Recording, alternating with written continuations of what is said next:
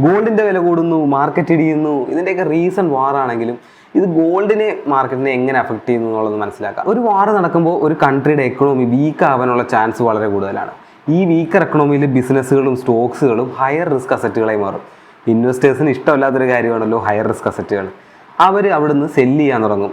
Cell ചെയ്ത് supply കൂടുമ്പം obviously അവിടുത്തെ മാർക്കറ്റ് ഇടിയും. ഈ സെല്ല് ചെയ്ത ക്യാഷ് എല്ലാം ഇവർക്ക് എവിടെയെങ്കിലും ഇൻവെസ്റ്റ് ചെയ്യണമല്ലോ. അവിടെയാണ് നമ്മുടെ സേഫ് ഹെവൻ എന്ന് വിളിപ്പേരുള്ള ഗോൾഡ് വരുന്നത്. US$ ഒഴികെ വേറെ ഏത് കറൻസി വാല്യൂ പോയാലും നമ്മുടെ കയ്യിൽ ഫിസിക്കൽ പർച്ചേസിങ് പവർ ഉള്ള ഒരു അസറ്റ് കാണും. ഇതൊരു റിപ്പിൾ എഫക്റ്റ് ആയിട്ട് ബാക്കിയുള്ള കൺട്രീസിനെ എഫക്ട് ചെയ്യും, പ്രത്യേകിച്ച് ഓയിൽസോ ഗുഡ്സോ എക്സ്പോർട്ട് ചെയ്യുന്ന കൺട്രീസ് ആണെങ്കിൽ. അതുകൊണ്ടാണ് നമ്മൾ ഇൻവെസ്റ്റേഴ്സിനോട് പറയുന്നത് എപ്പോഴും നിങ്ങളുടെ പോർട്ട്ഫോളിയോയിൽ ഗോൾഡ് ഉണ്ടാവണം. നിങ്ങളൊരു ഹയർ റിസ്ക് ടേക്കിംഗ് എബിലിറ്റി ഉള്ള ഒരാളാണെങ്കിൽ നിങ്ങൾക്കൊരു 80% വരെ നിങ്ങൾക്ക് സ്റ്റോക്സിൽ അലോട്ട് ചെയ്യാം.